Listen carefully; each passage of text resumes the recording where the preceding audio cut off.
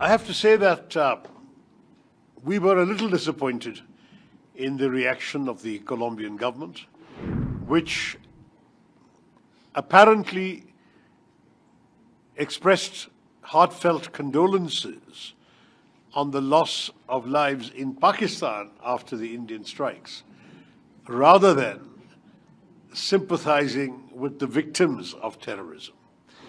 There can be no equivalence between those who dispatch terrorists and those who resist them.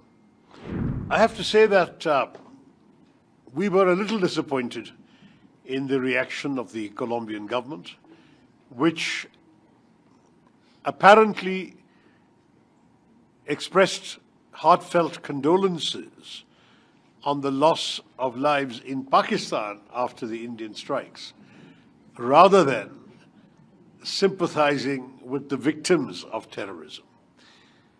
We will say to our friends in Colombia, there can be no equivalence between those who dispatch terrorists and those who resist them.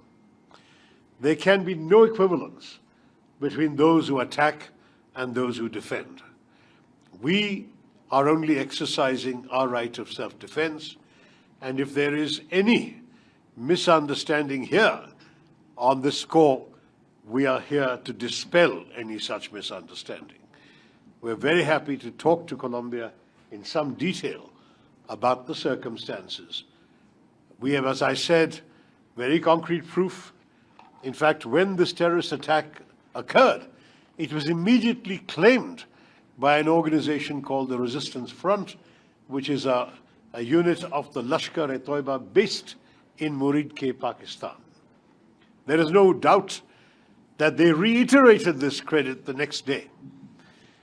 It is only after their handlers realized the damage this could do that they then deleted the claim 2 days later. But the claim has been made.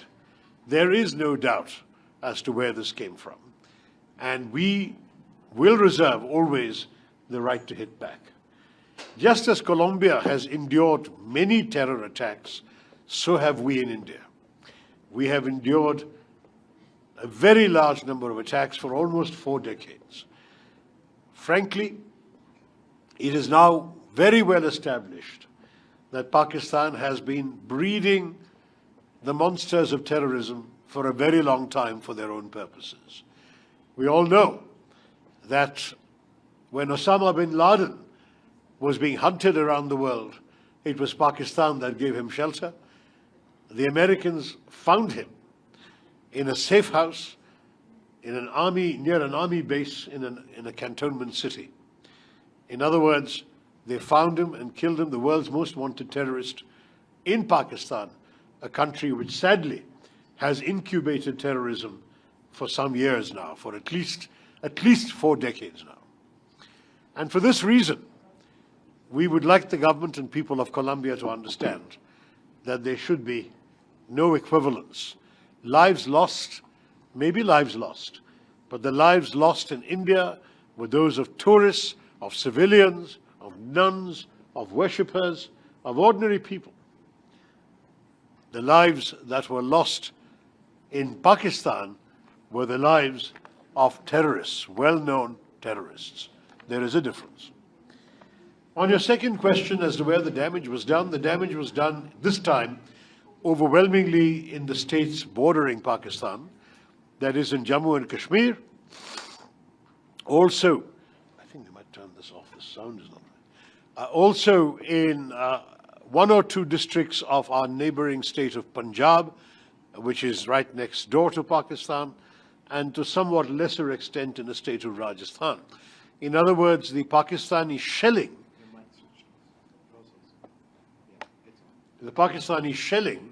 was particularly affecting our border states, and these states took the burden of having to thwart the missiles. But we were well prepared to defend these states. These are our border states. We defend them well, and we were able to prevent any significant loss of life. There was some property damage, considerable property damage in some places. But it was only in Kashmir that lives were lost. First 26 on the 22nd of April, and then further 19 on the 8th of May. And that is, for us, 45 lives too many. There are still 59 people in hospital, or they were when we left India a week ago. It's a very, very serious situation. There was also, I would say, my friend, an intention on the part of the terrorists to provoke a negative reaction in India against our brothers and sisters from the Muslim community.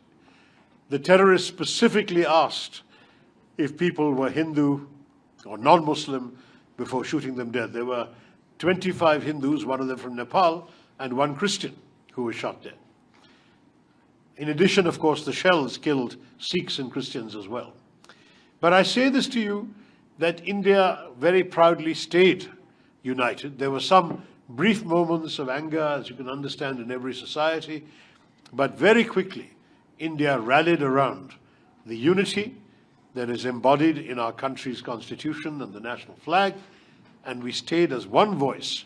I should have mentioned at the very beginning of my remarks, let me do so now, that my colleagues and I represent 5 political parties in India, we represent 7 different states in India, and we represent different languages, different religions.